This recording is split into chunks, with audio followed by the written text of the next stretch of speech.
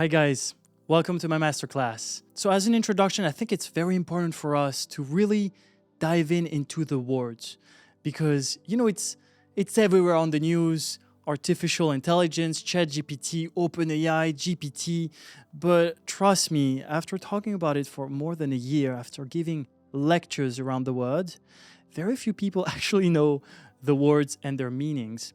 And I feel like you cannot really start to master it, to know how to prompt, and to truly dive into the prompting techniques before you know the words and the vocabulary.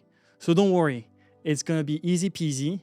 I'm just gonna show you examples and what I feel is the most important list of words. So let's start with the easiest one, AI, artificial intelligence. So my point of view is that it's not really an intelligence. This is more like probability and statistics.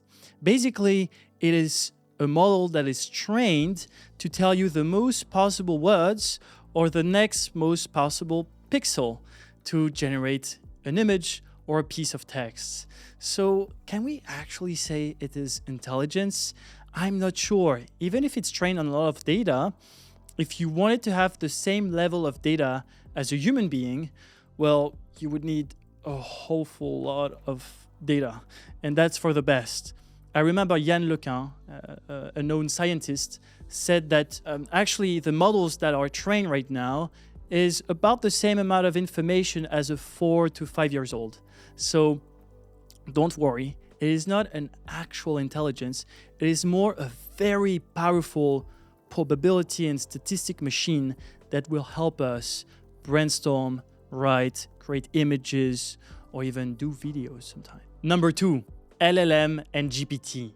You've heard about it everywhere for the past year, but few people actually know what it is. So LLM, it's large language model, and GPT is generative pre-training transformer. So it's a very fancy word because the people who built it, the people from Google at DeepMind, this is just the technology that they used, and this is why it has this weird word.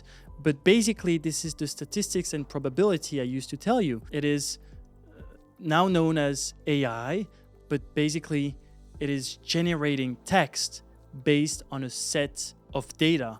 So for the most known one, ChatGPT, the data we're talking about is mostly Wikipedia, books, and a whole full lot of Reddit content. And then a little bit of internet here and there. If we had it to put it into books, that's roughly 3 million books.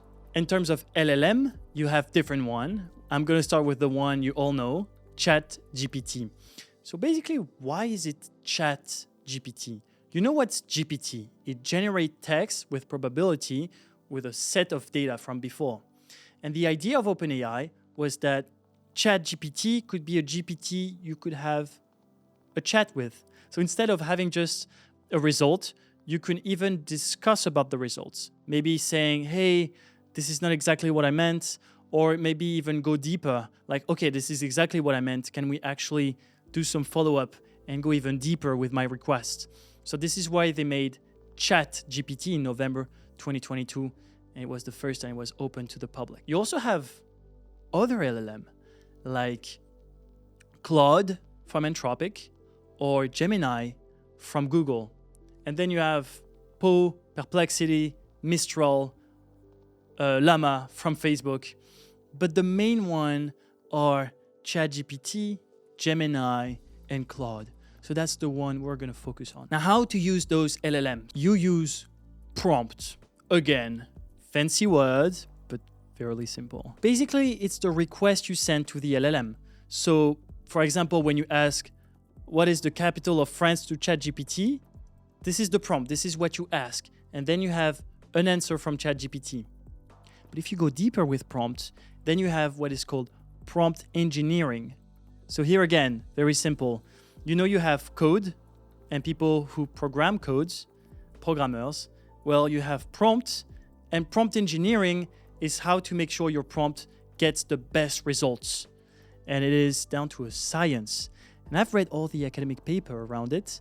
And again, it's pretty simple, much simpler than coding. So this is what we're going to learn along these sessions.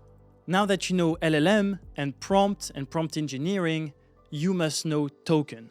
This is probably the one thing that no one knows about, and yet it is crucial for LLMs. So LLMs, they don't have an infinite memory. It is actually quite finite. The idea behind it, think about it like a sponge. You know, a sponge can take water, but then at some point it cannot take water anymore. So here it's the same with token limits. Basically, you have a limit of things you can tell the LLM, like ChatGPT, and there is a limit of the amount of things it can reply. The only problem with the token limit is that the LLM will never tell you when it reaches the limit. The only thing that's going to happen is that it's going to have hallucination, and maybe you've also heard about it.